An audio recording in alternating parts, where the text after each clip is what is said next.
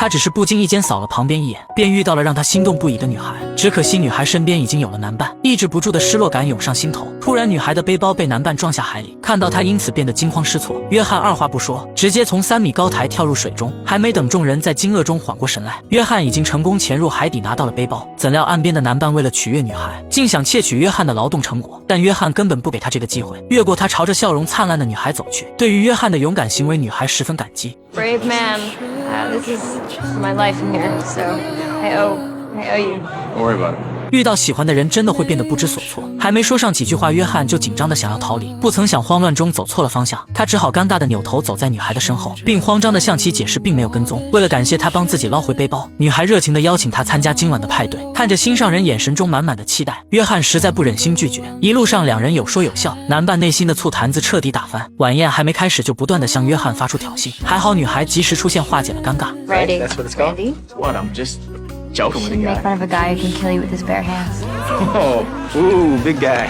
男伴感觉很没面子，灰溜溜的逃走。约翰和女孩终于有了单独相处的空间。在随后的交谈中，女孩坦白兰迪一直在追求她，可她对兰迪并没有感觉。约翰也交代了自己的情况，他是一名特种兵，如今正在休假期间。正当两人聊得火热之际，一个小男孩突然冲过来抱住了莎拉，那是邻居蒂姆家的孩子艾伦。他从小就患有自闭症，从来不会主动和外人说话。神奇的是，今天竟和约翰打起了招呼，这让莎拉对眼前的这个男人十分好奇。明明与他只是初次相见，却有一种故人重逢的感觉，与他之间更是有着聊不完的话题。他们聊天聊地，从黄昏聊到了夜晚。皎洁的月光下，少男少女的心跳声响彻夜空。分别时刻，约翰鼓起勇气，小心翼翼地询问女孩 Would you wanna maybe do this again tomorrow night? 看到女孩面露欣喜，不停地点头。约翰兴奋得差点踩到火堆里。就这样，两人有了第一次约会。他很享受与约翰在一起的时光，直到夜深，他们都没有回去的想法。莎拉有些好奇，到底是怎样的家长才培养出一个如此优秀的孩子？于是他提出想见见约翰的父亲。约翰有些犹豫，在他的印象中，父亲是一个很难相处的人，他只对收藏硬币感兴趣，从来都不和其他人交流。最后，约翰还是把女孩带回了家。可让他没有想到的是，平时脾气古怪的父亲对莎拉十分友好。在看到莎拉对桌面上的硬币感兴趣时，父亲主动地递过去一只手套，并拿出收藏多年的硬币，向莎拉讲述背后的故事。看到这温馨和谐的一幕，约翰更加确信女孩就是自己的命中注定。父亲的分享欲很强，直至时间很晚才不得不停下来。随后，约翰亲自将女孩送到家门口。分别之际，约翰想要表达自己的心意，犹豫多时却又不知道该怎么说出口。莎拉似乎是看穿了他的心思，直接用实际行动回应他的好感。 I guess I'll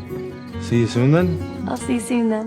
为了能够每天与莎拉见面，约翰几乎整天泡在莎拉房子后的海水里。让他诧异的是，白天很难看到莎拉的身影。直到有一天，莎拉带着他来到了工作的地方，他才了解到女孩这段时间都在做什么。原来善良的莎拉趁着暑假期间，志愿帮助一户受灾的家庭搭建房屋。她不仅人美心善，还没有任何不良嗜好，就像是一个天使一样遥不可及。或是被莎拉感染，她也开始做公益。他们趁着工作时的空闲时间，欢快地在木屋中穿梭，一起挤在短板下避雨。他们四目相对，两颗心沦陷爱河。那天过后，大街上多了一对幸福的情侣，汹涌的海面上也多了两个嬉戏的身影。甜蜜的爱情吸引了无数嫉妒的目光，但幸福的时光往往是短暂的，转眼就到了约翰返回部队的日子。余下12个月的服役期不是很长，但足以杀死一对热恋中的情侣。约翰察觉到女孩的心情变得糟糕，于是信誓旦旦地向女孩保证，退役过后两人就可以永远待在一起。随后女孩也做出承诺，约翰不在的这段时间，他会多来照顾他的父亲。在他看来，约翰的父亲与艾伦有着同样的自闭症。提到父亲有心理疾病，约翰顿时变得不悦。气头上的约翰认为女孩接近他就是在研究他的父亲，也不听女孩解释，愤怒地转身离开。可恨的追求者还偏偏在这个时候故意拦下他找他的麻烦。怒火中烧的约翰狠狠教训他一顿，就连上来拉架的朋友也没有放过。与众人闹翻后，他无法继续在这待下去，只好低着头黯然离开。第二天，约翰早早地去给莎拉道歉，但房间中并没有人。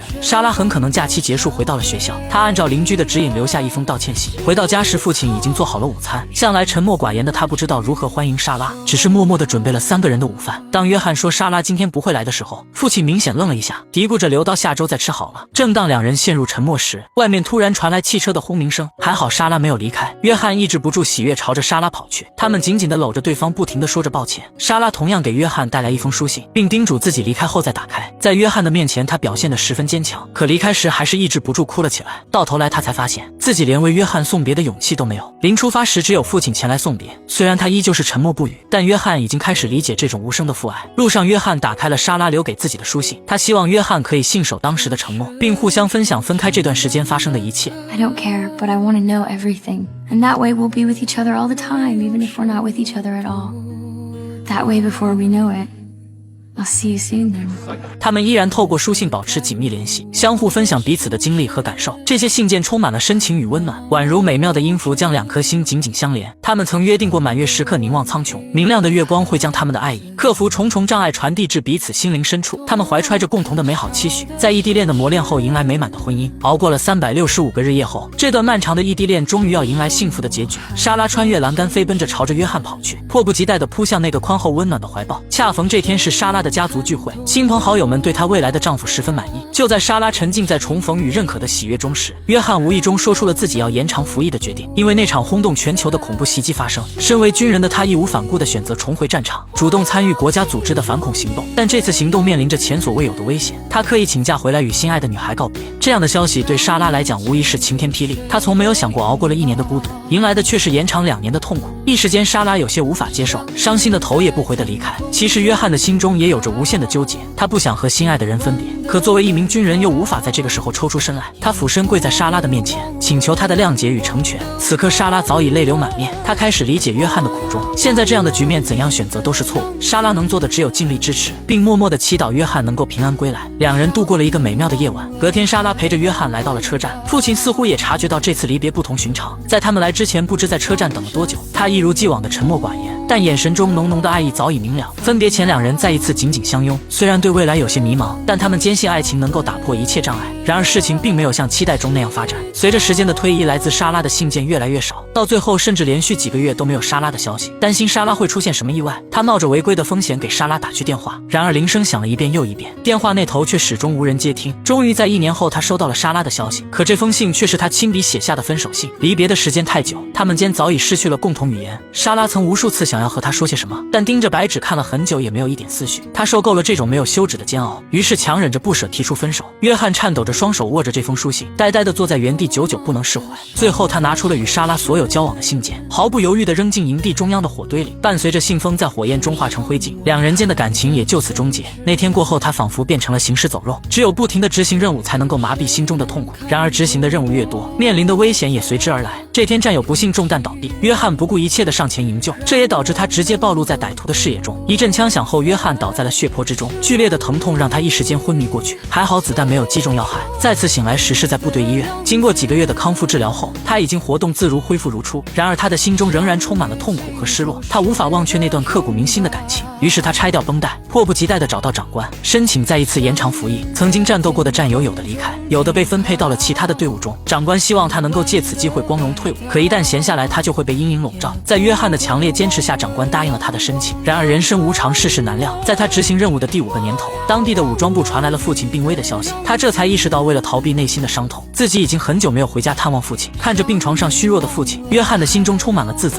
若是自己守护在他的身边，也不至于因为中风长时间未发现而陷入生命危险。夜里，他带着行李返回家中，推开门，给他的感觉既熟悉又陌生。熟悉的是布局依旧是当年的模样，陌生的是一别数年，关于这里的记忆已经模糊。他小心地走进父亲的房间，柜子中各式各样的硬币映入眼帘，其中有一枚用盒子包装起来的。抚摸着这枚硬币，曾经的一幕幕浮现在心头。7岁那年，他收到了一枚与众不同的硬币，正面是5分钱的图案，而背面却是1角钱的。古董店的老板认为这很有收藏价值。年幼的约翰不知道它很值钱，只是觉得收藏硬币很有趣。从那之后，父子俩就养成了收藏硬币的习惯，休息的时候还会去参加各种硬币展览。然而岁月无情，随着年龄长大，约翰对硬币失去了兴趣，父亲却倾注了所有的心血。一次又一次的争执过后，他们的心灵渐行渐远，共同语言也日渐稀少。到最后，父亲开始变得沉默寡言，或许自闭症就是从那个时候患上的。他越想越觉得心痛愧疚，可面对父亲的时候，肉麻的话很难说出口。思前想后，他决定把心里话写进书信。然而等他返回医院时，监护室中并没有看到父亲的身影。他环视四周，这才发现病床被推到走廊里。此刻约翰还不知道父亲病危已经失去了抢救的价值。他拿出书信递给父亲，希望他能够在自己离开后阅读，但父亲颤抖着双手，拼尽全力也把信封拆开。约翰见状，决定亲自读给他听。伴随着书信的展开，无尽的愧意弥漫心头。他突然意识到自己曾经是多么混蛋，如今好想去弥补，却已经来不及。父亲像是小时候那样把他搂进胸膛，随后用颤抖的手宠溺地抚摸着他的脑袋。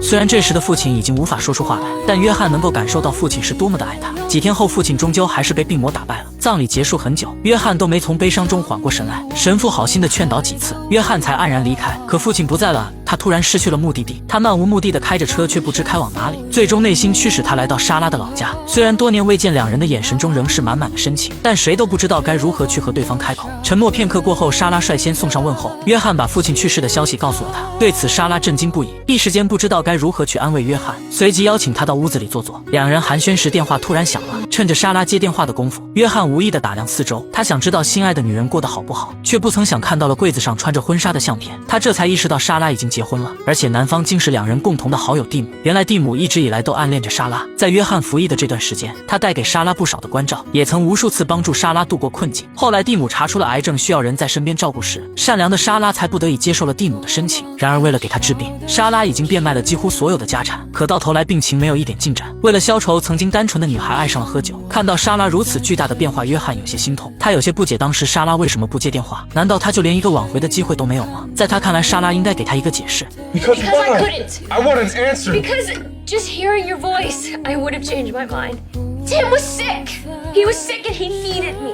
I was alone and I had no idea what I didn't know that it was gonna happen to me. 他起身将莎拉紧紧地搂进怀里，这一刻所有的委屈都烟消云散。 I had no choice. 随后，莎拉拿出积攒多年的信件，曾经的美好如潮水般袭来。然而，再美好的回忆都只能停留在过去。临分别时，莎拉追上来询问约翰。 I'll see you soon then.